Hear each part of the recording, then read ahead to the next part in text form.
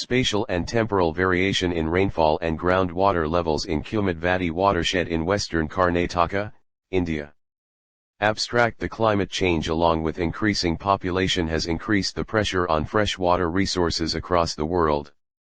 Therefore, an attempt has been made in the Kumadvati Watershed in western Karnataka, India to know the trends in rainfall and groundwater level. Daily rainfall data of 32 water years from 1984 to 85 to 2015 to 16 and monthly groundwater level for the same period has been collected from government departments, GOK. The Mann-Kendall test along with Sens slope estimator is used to determine the trends and slope magnitude. The annual and season-wise result shows there are increasing and decreasing trends in rainfall. However, the groundwater level shows only decreasing trend in the study area. There is a good correlation between rainfall and groundwater level. The rates of decrease or increase in rainfall and groundwater level in the study are discussed. Keywords: rainfall trend, groundwater level, Mann-Kendall statistics, Sens slope. Introduction. In recent times, climate change is a global phenomenon. Due to climate change, changes in precipitation regimes have affected the availability of water resources in space and time. This has led to damage to agriculture, ecology, and infrastructure, disruption of human activities, injury, and loss of life. Coates, 1996. Rainfall is one of the climatic elements that play an important role in the economic development of a country. The rainfall intensity and duration vary with space and time. Rainfall analysis carried out by various researchers across the globe has shown an increasing and decreasing trend in rainfall at the regional and local scale. Haylock and Neville, 2000, Brunetti et al., 2000, Godgill, 2003, Krishnakumar et al., 2004, Guptakarta and Rajivan, 2008, Jain et al., 2013, Gossick and Trajkovic, 2013, Mears-Mans et al., 2016. Rainfall received in a watershed is an important factor in determining the amount of water available to meet various sectors. If the intensity of precipitation increases can cause flash floods, increase in soil erosion, which often associated with reservoir sedimentation, Sapia and Hennessy, 1998. On the other hand, if the precipitation decreases, it can deplete the availability of water resources and likely to increase water demand. Changes in precipitation also influence water availability and water quality. In the context of climatic change and spatial and temporal variability in rainfall, dependence on groundwater has increased.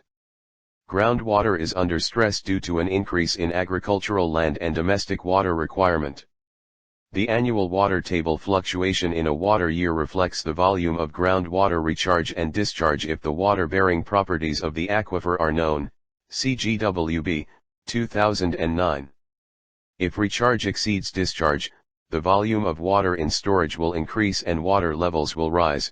If the discharge exceeds recharge, the volume of water in storage will decrease, and water levels will fall. Since recharge and discharge are not distributed uniformly in space and time, groundwater levels rise or fall to adjust to the resulting imbalances. Water levels in wells follow a cyclic pattern that mimics seasonal variations in recharge and discharge. High water levels occur in the rainy season and low water levels occur during the dry summer. The rainfall pattern and its characters are a major controlling factor in the depth of water levels and its annual, seasonal, or decadal fluctuations. In a hydrological unit, the variability of rainfall in continuum will affect the water table fluctuation. In the hard rock region, the groundwater resource is less influenced by external factors, unlike surface water resources. Due to overexploitation of groundwater, the water table is declining at a faster rate. Kulkarni et al., 2004, Panda et al., 2012, Makiwal and Jha, 2014. The porous geological formation where the groundwater gets collected has to be preserved to maintain the existing groundwater regime, Singh and Khazana, 2017. Otherwise, the primary or the secondary porosity in the geological formations is lost or decreases due to external forces, which leads to a decrease in groundwater storage. This results in the loss of freshwater resources due to low groundwater recharge and high surface runoff. In India, to estimate the volume of groundwater recharge, the water table fluctuation method is adopted, CGWB, 2009. The study of rainfall patterns is very important in understanding spatial and temporal variations in water levels. The impact of temporal variation in rainfall on groundwater level in Shimoga district in the state of Karnataka has not been studied in detail. Hence, a study has been undertaken in Kumadvati Watershed to know the trends in rainfall and water level fluctuation. Location description. The Kumadvati Watershed, a tributary of the Tungabhadra River, lies between 14008000 and 1304600 N latitude, and 7501200 and 7502830 E longitude, Fig. 1. The watershed covers an area of 455 square kilometers and drains in Harnahali, Hosnagra, and Shivamogga taluks in Shimoga district of Karnataka state, India. The elevation of the watershed varies from 522 to 955 m above mean sea level. The 32 years annual average rainfall of over the watershed is 1,830 mm. During the southwest monsoon season, the watershed receives 83% of the annual rainfall and the remaining during the rest of the year. On average, there are 92 rainy days. The rainfall decreases from the southwest towards the northeast direction of the watershed. The spatial variation in annual rainfall in the watershed is shown in Fig. 2. Data used. Daily rainfall data for rain gauge stations situated in and around the Kumadvati watershed are collected from the District Statistical Office, GOK, for the period from 1984 to 85 to 2015 to 16. The Groundwater Division of Department of Mines and Geology, GOK, monitor the monthly groundwater level in observation wells. The groundwater level data of the observation wells located within the watershed are collected for the period from 1984 to 85 to 2015 to 16. The depth to the water table, M, is measured below the ground surface. Data preparation. The annual, Jan Dec, rainfall and water level data is rearranged to water year, June, May. There were some rainfall data missing in some of the stations that were filled in by the average of its neighboring station method. By the double mass curve method, consistency of the data was checked and found to be consistent. Further, the data has been divided into 3 seasons, namely monsoon, June, Sept, post-monsoon, October, Jan, and pre-monsoon, Jan, May.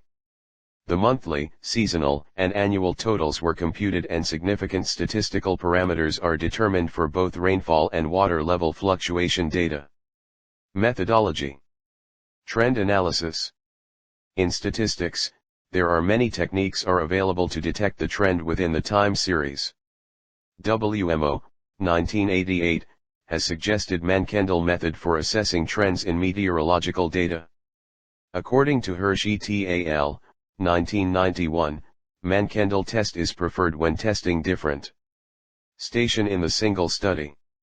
Studies carried out by researchers in India have used Mann-Kendall rank statistics to know the temporal change in annual and season rainfall, Krishna Kumara et al. 2004, Jain et al. 2013, Mondal et al. 2012. Hence, Mann-Kendall test, Mann, 1945, Kendall, 1975, also known as the MK test method, is used to study the temporal trend in time series of rainfall and water level data. The MK test statistic S is calculated using the equation, 1 equals, dash, equals plus 1 dash 1 equals 1, 1. Where, xj and xk are the data values in time series j and k, jk, and n is the number of data points. Each of the data point xj is taken as a reference point, which is compared with the rest of the data points xk. The sign, xj, xk, is the sine function calculated using the equation, 2. Where, n is the number of data points, q is the number of tide groups and Tp denotes the number of values in the PTH group. A tide group is a set of sample data having the same value. The standard normal test statistic z is calculated using s and var, s, values in the following equation, 4 equals dash 1v 0 0 equals 0 plus 1v 0, 4. By evaluating the z value, we can find the presence of a statistically significant trend. A positive, negative, value of z indicates an upward, downward, trend. A statistic z has a normal distribution. To test for either an upward or a downward monotone trend, a two-tile test, at a level of significance, h0 is rejected if the absolute value of z is greater than z1a/2, where z1a/2 is obtained from standard normal cumulative distribution tables. In make Sens the tested significance level alpha are 0.001, 0.01, 0.05, and 0.1. Sens slope estimator. The second method of non-parametric procedure for estimating the true slope of an existing trend is developed by Sens, 1968. This method can be used in studies where the trend can be assumed to be linear. This means that f, t, in equation, 5, is f, t, equals qt plus b, 5. Where, q is the true slope and b is a constant. To get q in the above equation, 5, first we have to calculate the slopes of all data value pairs using an equation, 6 equals, dash, dash. For I equals 1, 2, 3, 4. N, 6. Where, jk, xj, and xk are the data values at times j and k respectively. The median of these n values of chi is represented as Sens estimator of slope. If there are n values, xj is the time series, we get as many as n equals n, n1/2 slope estimates chi. The Sens estimator of slope is the median of these n values of chi. The n values of chi are ranked from the smallest to the largest and by the non-parametric technique based on the normal distribution, QMED is computed by a two-sided test at 100, 1% confidence interval and the true slope is obtained. This is valid for n as small as 10 unless there are many ties. If chi value is positive, it indicates an upward or increasing trend, and if chi values are negative, it indicates downward or decreasing trend in the time series. Change magnitude of trend as percentage of mean. The percentage change is computed using the equation, 8, by approximating it with a linear trend. Results and discussions. Rainfall trend analysis. The rainfall record at different stations in the watershed is analyzed individually and the results of statistical analysis are shown in Table 1.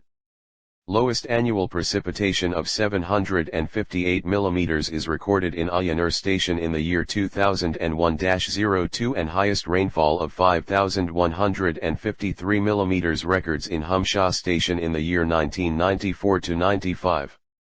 The annual spatial rainfall distribution map, Fig.2, shows that the southwest portion of the watershed receives the highest rainfall and decreases towards the northeast direction in the watershed. On average, the watershed receives 1,830 mm of rainfall annually. The variation of annual rainfall at 4 rain gauge stations of the study area is shown using box and whisker plots, Fig.3. From the figure, it is evident that the annual rainfall at Humsha and Konandar stations is more than the average rainfall of the watershed. These stations are located in the southern part of the watershed where the forest cover is more. At Kumsi and IJERT stations, it is less than the annual average rainfall of the watershed. These stations are located in the northern part of the watershed. The rainfall distribution at Kumsi and IJERT stations is low, whereas at Humsha and Konandar it is more.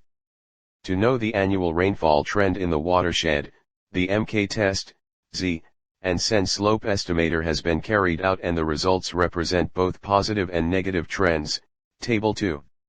From Table 2, Z statistics reveal the rainfall trend during different seasons in different stations.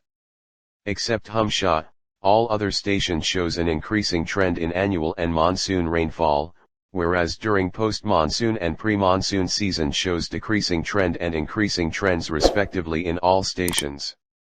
In a study by Naidu et al., 1999, also concluded that a positive trend is present in the Kumadvati Watershed region by analyzing 124 years rainfall data.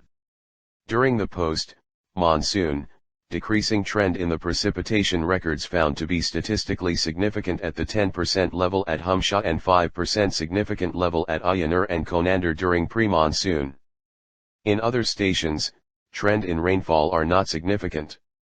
The Sens slope estimator of rainfall results shows that the annual change magnitude of trend at Kumsi, IJERT, Humsha, and Konandar is 22.4%, 30%, -16.9% and 10.8% respectively.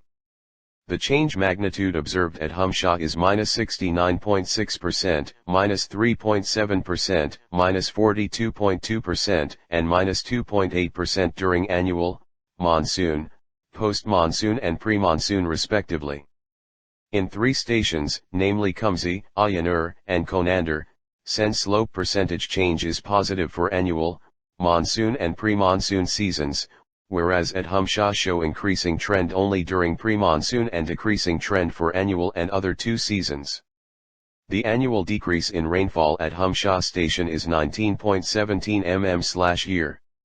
In Kumsi, IJERT, and Konandar stations, the annual increase in rainfall is 2.7 cm/year, 7.4 cm/year and 9.0 cm/year respectively, Table 3. The rainfall trend in four stations for annual, monsoon, post-monsoon and pre-monsoon is shown in Fig 4. Z. Mann-Kendall test, Q. Sens slope estimator statistically significant at 0.1% level of significance. Asterisk statistically significant at 5% level of significance plus statistically significant at 10% level of significance.